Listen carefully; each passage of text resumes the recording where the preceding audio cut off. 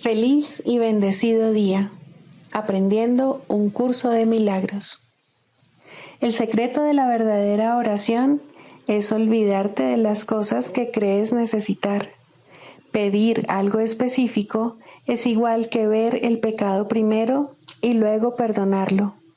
Del mismo modo, al orar pasas por alto tus necesidades específicas, tal como las ves, y las dejas en manos de Dios.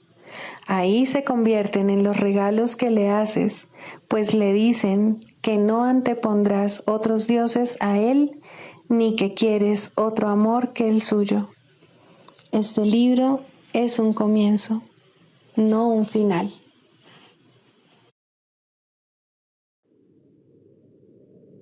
Del prefacio que postula, párrafo 9. La percepción es una función del cuerpo y por lo tanto supone una limitación de la conciencia. La percepción ve a través de los ojos del cuerpo y oye a través de sus oídos. Produce las limitadas reacciones que éste tiene. El cuerpo aparenta ser, en gran medida, automotivado e independiente, mas en realidad solo responde a las intenciones de la mente. Si la mente lo utiliza para atacar, sea de la forma que sea, el cuerpo se convierte en la víctima de la enfermedad, la vejez y la decrepitud. Si la mente, en cambio, acepta el propósito del Espíritu Santo, el cuerpo se convierte en un medio eficaz de comunicación con otros, invulnerable mientras se le necesite, que luego sencillamente se descarta cuando deja de ser necesario. De por sí, el cuerpo es neutro, como lo es todo en el mundo de la percepción. Utilizarlo para los objetivos del ego o para los del Espíritu Santo depende enteramente de lo que la mente elija.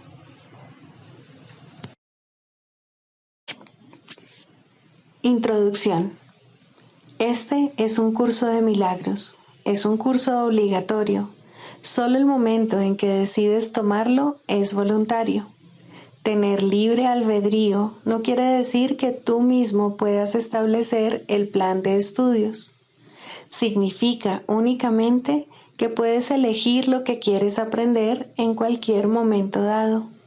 Este curso no pretende enseñar el significado del amor, pues eso está más allá de lo que se puede enseñar. Pretende, no obstante, despejar los obstáculos que impiden experimentar la presencia del amor, el cual es tu herencia natural. Lo opuesto al amor es el miedo, pero aquello que todo lo abarca no puede tener opuestos. Este curso puede, por lo tanto, resumirse muy simplemente de la siguiente manera. Nada real puede ser amenazado. Nada irreal existe. En esto radica la paz de Dios.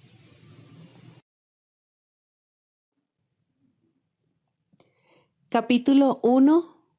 El significado de los milagros. Primero, principios de los milagros. Principio 8. Los milagros curan porque suplen una falta. Los obran aquellos que temporalmente tienen más para aquellos que temporalmente tienen menos.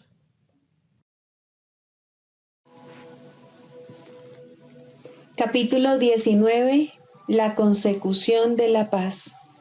Tercero, la irrealidad del pecado. La atracción de la culpabilidad reside en el pecado, no en el error. El pecado volverá a repetirse por razón de esta atracción. El miedo puede hacerse tan agudo que al pecado se le niega su expresión, Pero mientras la culpabilidad continúe siendo atractiva, la mente sufrirá y no abandonará la idea del pecado, pues la culpabilidad todavía la llama, y la mente la oye y la desea ardientemente, y se deja cautivar voluntariamente por su enfermiza atracción. El pecado es una idea de perversidad que no puede ser corregida, pero que, sin embargo, será siempre deseable. Al ser parte esencial de lo que el ego cree que eres, siempre la desearás. Y solo un vengador con una mente diferente de la tuya podría acabar con ella valiéndose del miedo. El ego no cree que sea posible que lo que el pecado realmente invoca y a lo que el amor siempre responde es al amor y no al miedo, pues el ego lleva el pecado ante el miedo exigiendo castigo. Mas el castigo no es sino otra forma de proteger la culpabilidad, pues lo que merece castigo tuvo que haber sucedido realmente. El castigo es siempre el gran protector del pecado, al que trata con respeto y a quien honra por su perversidad. Lo que clama por castigo tiene que ser verdad, y lo que es verdad no puede sino ser eterno, y se seguirá repitiendo sin cesar, pues deseas lo que consideras real y no lo abandonas. Un error, en cambio, no es algo atractivo. Lo que ves claramente como una equivocación, deseas que se corrija. A veces un pecado se comete una y otra vez con resultados obviamente angustiosos, pero sin perder su atractivo. Mas, de pronto, cambia su condición, de modo que de ser un pecado pasa a ser simplemente un error. Ahora ya no lo seguirás cometiendo, simplemente no lo volverás a hacer y te desprenderás de él a menos que todavía te sigas sintiendo culpable, pues en ese caso no harás sino cambiar una forma de pecado por otra, reconociendo que era un error, pero impidiendo su corrección. Eso no supone realmente un cambio en tu percepción, pues es el pecado y no el error el que exige castigo. El Espíritu Santo no puede castigar el pecado. Reconoce los errores y su deseo es corregirlos todos tal como Dios le encargó que hiciese, pero no conoce el pecado, ni tampoco puede ver errores que no puedan ser corregidos, pues la idea de un error incorregible no tiene sentido para él. Lo único que el error pide es corrección, y eso es todo. Lo que pide castigo no está realmente pidiendo nada. Todo error es necesariamente una petición de amor. ¿Qué es entonces el pecado? ¿Qué otra cosa podría ser sino una equivocación que quieres mantener oculta, una petición de ayuda que no quieres que sea oída y que, por lo tanto, se queda sin contestar?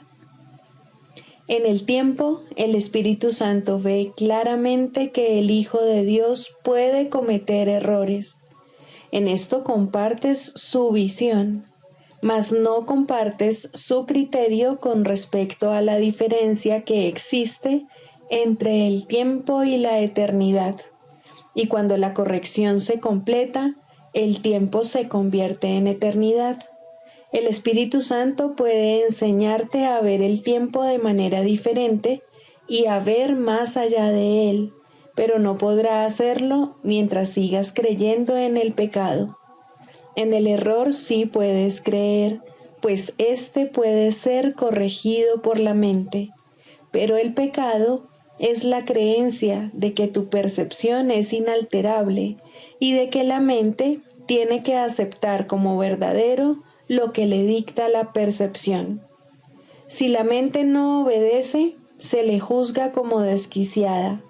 De ese modo, la mente, que es el único poder que podría cambiar la percepción, se mantiene en un estado de impotencia y restringida al cuerpo por miedo al cambio de percepción que su maestro, que es uno con ella, le brindaría. Cuando te sientes tentado de pensar que el pecado es real, recuerda esto: si el pecado es real, ni tú ni Dios lo sois. Si la creación es extensión, el Creador tiene que haberse extendido a sí mismo, y es imposible que lo que forma parte de él sea completamente diferente del resto. Si el pecado es real, Dios no puede sino estar en pugna consigo mismo. Tiene que estar dividido, debatiéndose entre el bien y el mal, ser en parte cuerdo y en parte demente, pues tiene que haber creado aquello que quiere destruirlo y que tiene el poder de hacerlo. ¿No sería más fácil creer que has estado equivocado que creer eso? Mientras creas que tu realidad o la de tu hermano está limitada a un cuerpo, seguirás creyendo en el pecado. Mientras creas que los cuerpos se pueden unir, seguirás encontrando atractiva a la culpabilidad y considerando el pecado como algo de inestimable valor. Pues la creencia de que los cuerpos limitan a la mente conduce a una percepción del mundo en la que la prueba de la separación parece abundar por todas partes. Así, Dios y su creación parecen estar separados y haber sido derrocados, pues el pecado demostraría que lo que Dios creó santo no puede prevalecer contra él, ni seguir siendo lo que es ante su poderío. Al pecado se le percibe como algo más poderoso que Dios, ante el cual Dios mismo se tiene que postrar y ofrecer su creación a su conquistador. ¿Es esto humildad o demencia? Si el pecado es real, tiene que estar permanentemente excluido de cualquier esperanza de curación, pues en ese caso habría un poder que trascendería al de Dios, un poder capaz de fabricar otra voluntad que pueda atacar y derrotar su voluntad, así como conferirle a su Hijo otra voluntad distinta de la suya y más fuerte. Y cada parte fragmentada de la creación de Dios tendría una voluntad diferente, opuesta a la suya, y en eterna oposición a Él y a las demás. Tu relación santa tiene ahora como propósito la meta de demostrar que eso es imposible. El cielo le ha sonreído y en su sonrisa de amor, la creencia en el pecado ha sido erradicada.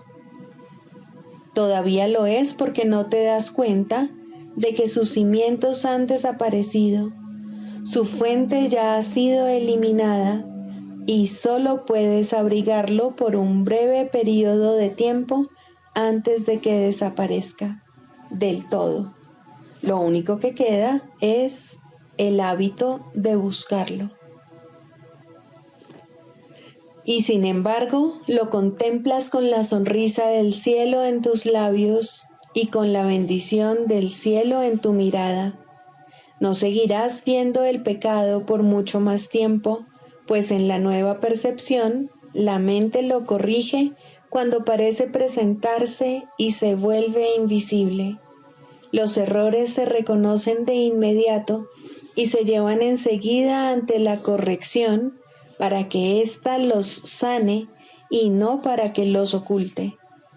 Serás curado del pecado y de todas sus atrocidades en el instante en que dejes de conferirle poder sobre tu hermano, y lo ayudarás a superar sus errores al liberarlo jubilosamente de la creencia en el pecado.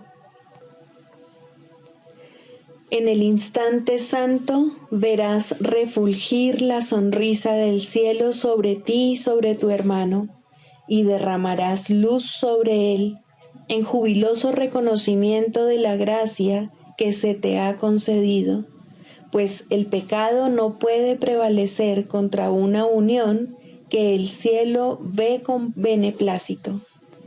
Tu percepción sanó en el instante santo en el que el cielo te dio. Olvídate de lo que has visto y eleva tus ojos con fe hacia lo que ahora puedes ver. Las barreras que impiden el paso al cielo desaparecerán ante tu santa mirada, pues a ti que eras ciego se te ha concedido la visión y ahora puedes ver. No busques lo que ha sido eliminado, sino la gloria que ha sido restituida para que tú la veas. Mira a tu Redentor y contempla lo que Él quiere que tú veas en tu hermano, y no permitas que el pecado vuelva a cegar tus ojos, pues el pecado te mantendría separado de Él, pero tu Redentor quiere que veas a tu hermano como te ves a ti mismo. Vuestra relación es ahora un templo de curación, un lugar donde todos los que están fatigados pueden venir a descansar. En ella se encuentra el descanso que les espera a todos después de la jornada, y gracias a vuestra relación, todos se encuentran más cerca de ese descanso.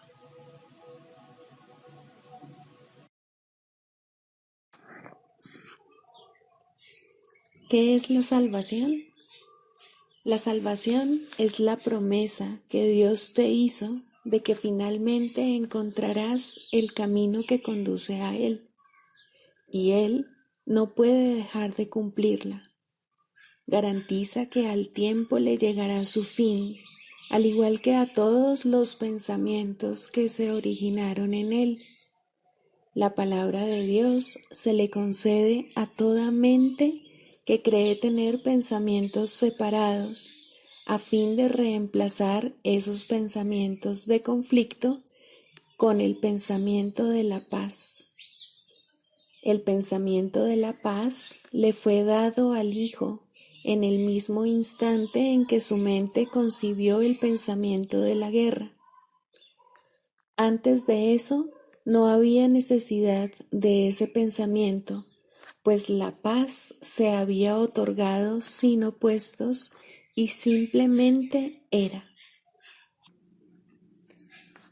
Una mente dividida, no obstante, tiene necesidad de curación, y así, el pensamiento que tiene el poder de subsanar la división pasó a formar parte de cada fragmento de la mente que seguía siendo una, pero no reconocía su unidad.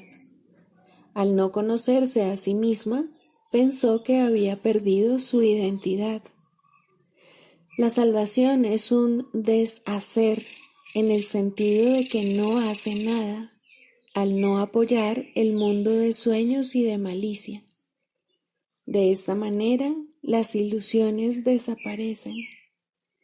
Al no prestarles apoyo, deja que simplemente se conviertan en polvo, y lo que ocultaban queda ahora revelado, un altar al santo nombre de Dios, donde su palabra está escrita con las ofrendas de tu perdón depositadas ante Él, y tras ellas, no mucho más allá, el recuerdo de Dios. Acudamos diariamente a este santo lugar y pasemos un rato juntos. Ahí compartimos nuestro sueño final. Es este un sueño en el que no hay pesares, pues contiene un atisbo de toda la gloria que Dios nos ha dado. En él se ve brotar la hierba, los árboles florecer y los pájaros hacer sus nidos en su ramaje. La tierra nace de nuevo desde una nueva perspectiva. La noche ya pasó y ahora nos hemos unido en la luz. Desde ahí le extendemos la salvación al mundo, pues ahí fue donde la recibimos. El himno que llenos de júbilo entonamos, le proclama al mundo que la libertad ha retornado, que al tiempo casi le ha llegado su fin y que el Hijo de Dios tan solo tiene que esperar un instante antes de que su Padre sea recordado, los sueños hayan terminado, la eternidad haya disuelto al mundo con su luz y el cielo sea lo único que exista.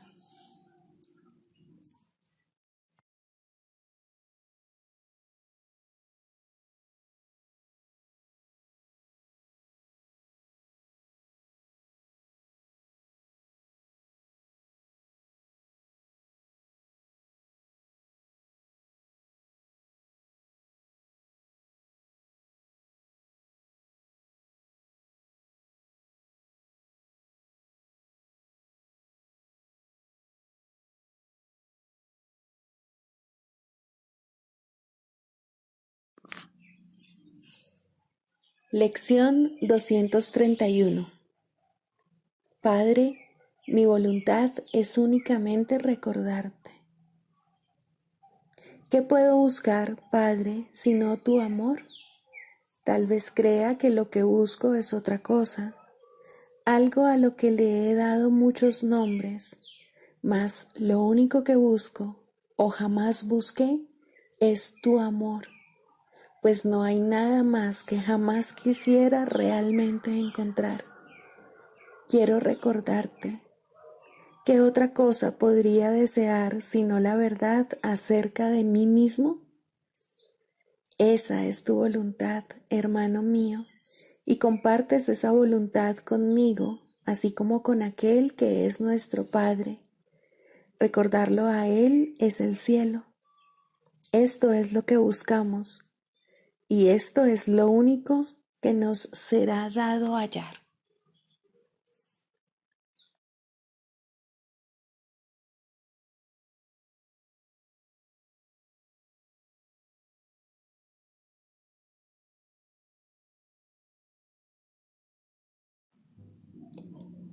Manual para el maestro, características de los maestros de Dios.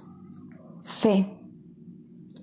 El grado de fe de un maestro de Dios indica cuán avanzado se encuentra en su programa de estudios. ¿Pone en práctica este aprendizaje solo en algunos aspectos de su vida mientras mantiene otros aparte? De ser así, su progreso es lento y su confianza aún no se ha arraigado firmemente. La fe es la confianza que el Maestro de Dios tiene de que la palabra de Dios ha de resolver todas las cosas perfectamente, no solo algunas, sino todas.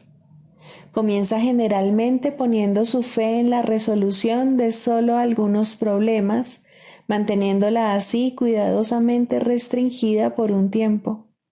Someter todos los problemas a una sola respuesta es invertir completamente la manera de pensar del mundo, y solo eso es fe. Ninguna otra cosa merece que se le llame por ese nombre. Con todo, vale la pena lograr cada avance, por pequeño que sea. Estar dispuesto, como indica el texto, no quiere decir que se haya alcanzado la maestría. La verdadera fe, sin embargo, no se desvía. Al ser consistente, es completamente honesta. Al ser firme, goza de absoluta confianza. Al estar basada en la ausencia de temor, es mansa. Al gozar de certeza, rebosa júbilo, y al tener confianza, es tolerante. La fe, por lo tanto, encierra en sí todos los demás atributos de los maestros de Dios y entraña la aceptación de la palabra de Dios y de la definición que Él tiene de su Hijo. Hacia ellas es a donde la fe, en el verdadero sentido de la palabra, siempre se dirige. En ellas tiene puestas sus miras, buscando hasta que las encuentra. La indefensión naturalmente la acompaña y su condición es el júbilo. Y una vez que las encuentra, Descansa con sosegada certeza solo en aquello que es digno de toda fe.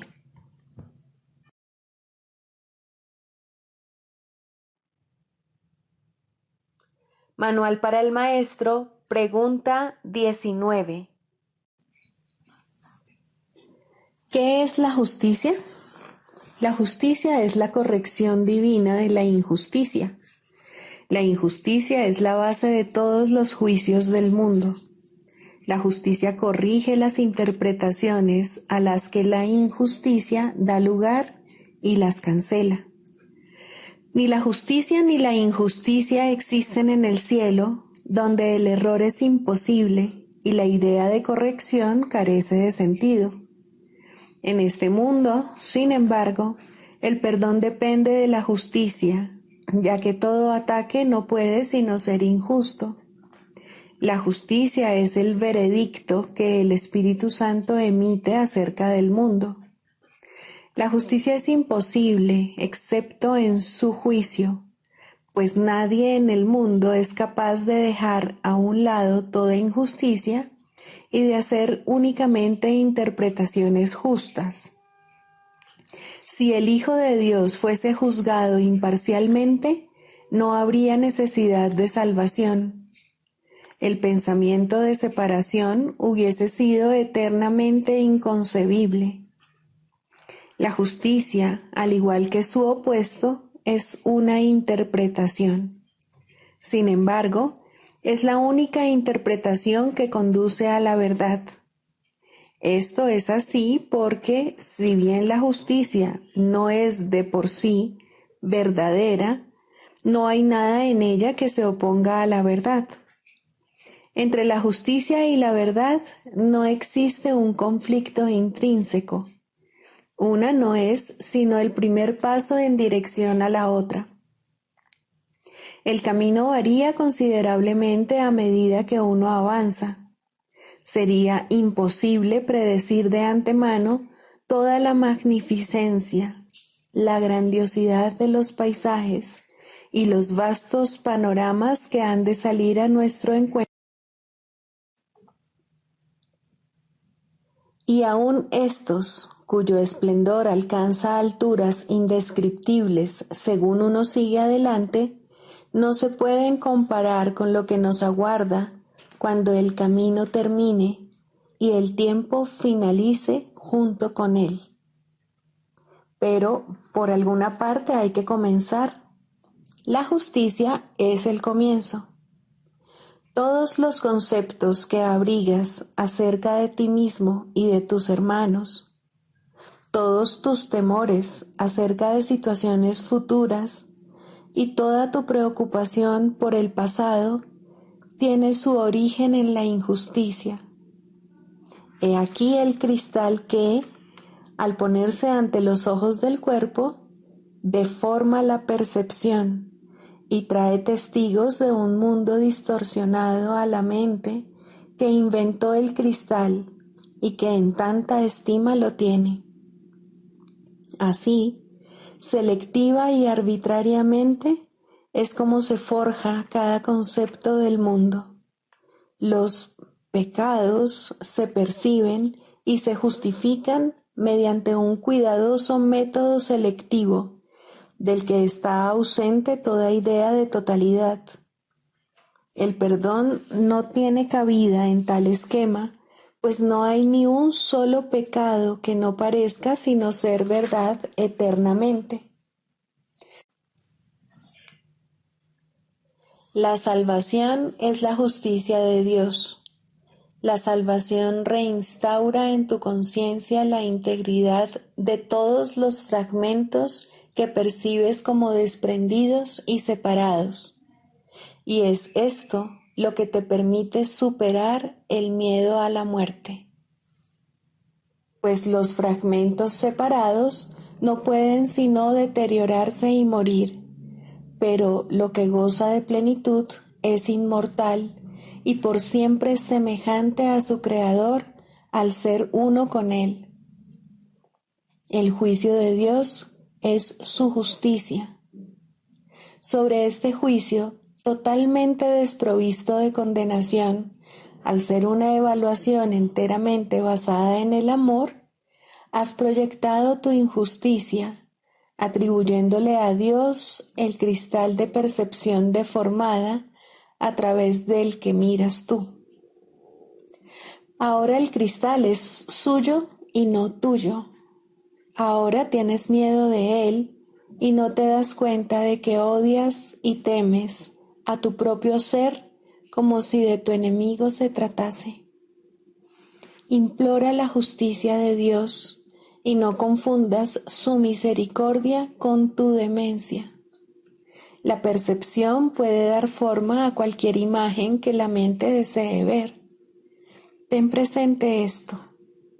En esto estriba el que veas el cielo o el infierno, según elijas. La justicia de Dios apunta hacia el cielo precisamente porque es totalmente imparcial. La justicia de Dios acepta todas las pruebas que se le presentan, sin omitir nada y sin considerar nada como algo separado y ajeno a todo lo demás. La justicia de Dios juzga desde este punto de vista y solo desde él. Aquí todo ataque y toda condenación dejan de tener sentido y se hacen insostenibles. La percepción descansa, la mente está quieta y la luz retorna nuevamente. Ahora se restaura la visión. Lo que se había perdido ahora se ha encontrado. La paz de Dios desciende sobre el mundo y por fin podemos ver. Por fin podemos ver.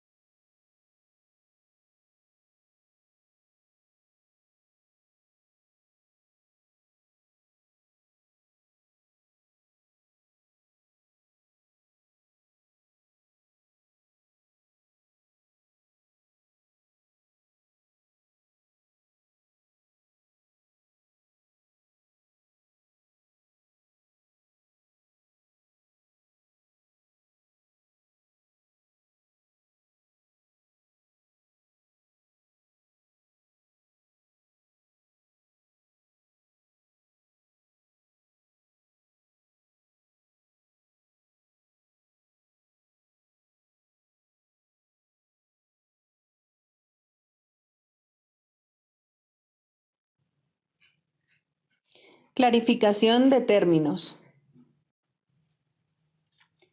Jesús, Cristo. No necesitas ayuda para entrar en el cielo, pues jamás te ausentaste de él, pero sí necesitas una ayuda que proceda de más allá de ti, pues te encuentras limitado por falsas creencias con respecto a tu identidad, la cual solo Dios estableció en la realidad. Los ayudantes que se te proveen varían de forma, aunque ante el altar son uno solo. Más allá de cada uno de ellos se encuentra un pensamiento de Dios, y esto jamás ha de cambiar. Pero sus nombres difieren por un tiempo, puesto que el tiempo necesita símbolos, siendo de por sí irreal. Sus nombres son legión, pero no nos extenderemos más allá de los nombres que el curso en sí plantea. Dios no provee ayuda, pues no sabe de necesidades. Sin embargo, Él crea todos los ayudantes que su Hijo pueda necesitar, mientras éste siga creyendo que sus fantasías son reales. Dale gracias a Dios por ellos, pues son quienes te conducirán de regreso a tu hogar. El nombre de Jesús es el nombre de uno que, siendo hombre, vio la faz de Cristo en todos sus hermanos y recordó a Dios. Al identificarse con Cristo, dejó de ser un hombre y se volvió uno con Dios. El hombre era una ilusión, pues parecía ser un ser separado que caminaba por su cuenta dentro de un cuerpo que aparentemente mantenía a su ser separado de su ser, como hacen todas las ilusiones. Pero, ¿quién puede salvar a menos que, al ver las ilusiones, las identifique como lo que son? Jesús sigue siendo un Salvador porque vio lo falso y no lo aceptó como la verdad. Cristo necesitó su forma para poder presentarse ante los hombres y salvarlos de sus ilusiones.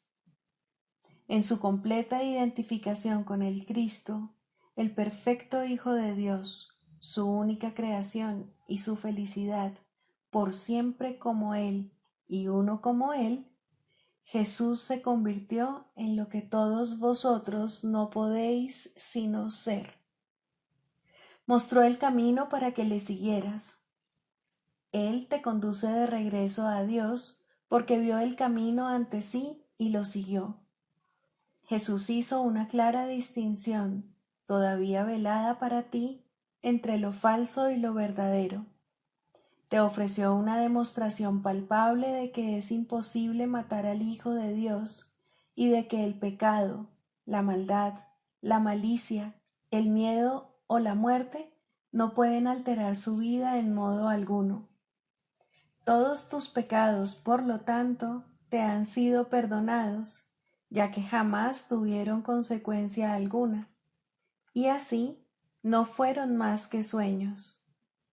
Levántate con aquel que te mostró esto, ya que se lo debes por haber compartido contigo tus sueños para que pudieran ser disipados, y todavía los comparte para mantenerse en unión contigo. ¿Es Él el Cristo? Por supuesto que sí, junto contigo. Su vida en la tierra no fue lo suficientemente larga como para poder enseñar la poderosa lección que aprendió por todos vosotros, mas Él permanecerá contigo para conducirte desde el infierno que tú hiciste hasta Dios. Y cuando unas tu voluntad a la suya, verás a través de su visión, pues los ojos de Cristo se comparten. Caminar con Él es algo tan natural como caminar con un hermano al que conoces desde que naciste, pues eso es en verdad lo que Él es. Se han hecho amargos ídolos de aquel que solo quiere ser un hermano para el mundo. Perdónale tus fantasías y comprende lo mucho que amarías a un hermano así, pues Él por fin le brindará descanso a tu mente y la llevará contigo ante tu Dios. ¿Es Él el único ayudante de Dios? Por supuesto que no, pues Cristo adoptará muchas formas con diferentes nombres hasta que se reconozca la unicidad de todas ellas. Mas para ti, Jesús es el portador del único mensaje de Cristo acerca del amor de Dios. No tienes necesidad de ningún otro. Es posible leer sus palabras y beneficiarse de ellas sin aceptarle en tu vida, mas Él te ayudaría todavía más si compartieses con Él tus penas y alegrías y renunciases a ambas para hallar la paz de Dios. Con todo, lo que Él quiere que aprendas más que nada sigue siendo la lección que vino a enseñar, la cual reza así. La muerte no existe porque el Hijo de Dios es como su Padre. No puedes hacer nada que pueda alterar el amor eterno. Olvida tus sueños de pecado y de culpabilidad, y en su lugar, ven conmigo a compartir la resurrección del Hijo de Dios, y trae contigo todos aquellos que Él te ha enviado para que cuides de ellos como yo cuido de ti.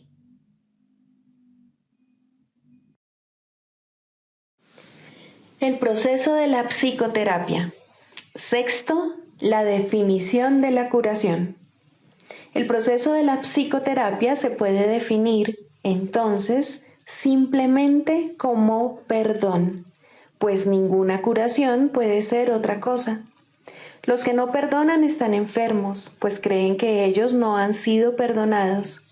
El aferrarse a la culpa, ceñirla estrechamente y ofrecerle refugio, protegerla amorosamente y estar alerta para defenderla, no es otra cosa que una implacable negativa a perdonar. Dios no puede entrar aquí, repiten los enfermos una y otra vez, mientras lamentan su pérdida, y, sin embargo, encuentran deleite en ella. La curación tiene lugar una vez que el paciente comienza a oír el canto fúnebre que entona y cuestiona su validez. Hasta que no lo oye, no puede entender que es él quien se lo canta a sí mismo. Oírlo es el primer paso de la recuperación. Cuestionarlo, entonces, debe ser su elección. Hay una tendencia, y muy fuerte por cierto, a oír este canto de muerte solo por un instante y a descartarlo sin haberlo corregido. Estas fugaces tomas de conciencia representan las muchas oportunidades que literalmente se nos brindan para cambiar de melodía. En su lugar podemos oír el sonido de la curación. Pero antes debe surgir la voluntad de cuestionar la realidad del canto de condenación. Las extrañas distorsiones que de manera inextricable están entretejidas dentro del concepto del yo, que en sí no es más que la pseudocreación, hacen que ese feo sonido parezca realmente hermoso. Mas, en lugar de esos estrepitosos y desagradables chillidos, podría oírse el ritmo del universo, el cántico del ángel heraldo y otros más. El oído traduce, no oye. El ojo reproduce, no ve. La tarea de ambos es hacer agradable aquello que se invoca, por muy desagradable que pueda ser. Responden a las decisiones de la mente, reproduciendo sus deseos y traduciéndolos a formas aceptables y placenteras. A veces, el pensamiento que hay tras la forma se deja entrever, pero solo por un momento, y la mente se asusta y comienza a dudar de su cordura, mas no permite que sus esclavos cambien las formas que contemplan ni los sonidos que oyen. Estos constituyen sus remedios, sus protectores contra la demencia. Estos testimonios que los sentidos ofrecen tienen un solo propósito: justificar el ataque y de esta manera conservar la falta de perdón sin que se reconozca como tal. Cuando se la ve sin disfraz, resulta intolerable.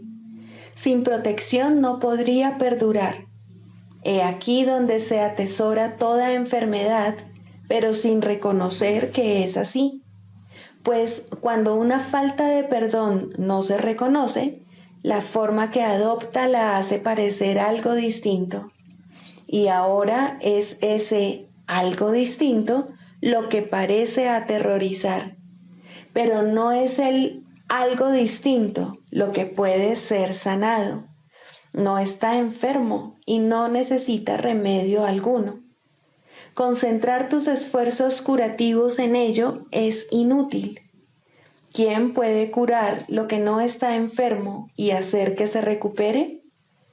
La enfermedad adopta muchas formas y lo mismo hace la falta de perdón. Las formas que adopta una no hace sino reproducir las formas que adopta la otra, pues son la misma ilusión. Tan fielmente la una se traduce a la otra, que un estudio riguroso de la forma que adopta una enfermedad revela claramente la forma de falta de perdón que representa. No obstante, ver esto no produce una curación. Esta se logra mediante un solo reconocimiento, que únicamente el perdón cura una falta de perdón y que solo una falta de perdón puede ser el origen de cualquier clase de enfermedad. Darse cuenta de esto es la meta final de la psicoterapia. ¿Cómo se alcanza? El terapeuta ve en el paciente todo aquello que él no se ha perdonado a sí mismo y de esta manera se le da otra oportunidad de verlo, reevaluarlo y perdonarlo. Cuando esto ocurre, ve sus pecados desaparecer en un pasado que ya no está aquí. Hasta que no lo haga, no podrá sino pensar que el mal lo asedia aquí y ahora. El paciente es la pantalla sobre la que el terapeuta proyecta sus pecados y esto le permite poder deshacerse de ellos. Mas si conserva un pequeño aspecto del pecado que esté percibiendo, su liberación es parcial y no está asegurada. Nadie se cura solo. Este es el feliz canto que la salvación entona a todo aquel que oye su voz. Nunca serán suficientes las veces que esta afirmación deba ser recordada por todos aquellos que se consideran terapeutas. No hay otra manera de ver a sus pacientes salvo como los portadores del perdón, pues son ellos quienes vienen a demostrarles su impecabilidad ante ojos que aún creen que el pecado existe y que se puede ver. Mas la prueba de la impecabilidad, vista en el paciente y aceptada en el terapeuta, ofrece a la mente de ambos un convenio en el que se encuentran, se unen y se hacen uno. El canto de la oración. 3. La curación. Introducción. La oración tiene ayudantes y testigos que hacen más llevadero y seguro el empinado ascenso, aliviando el dolor causado por el miedo y ofreciendo consuelo y promesas de esperanza. Testigo del perdón y ayudante en la oración, dadora de la certeza de que finalmente alcanzarás la meta, eso es la curación. Su importancia no debe enfatizarse demasiado, pues la curación es una señal o símbolo de la fuerza del perdón y tan solo un efecto o sombra de un cambio de parecer con respecto a la meta de la oración.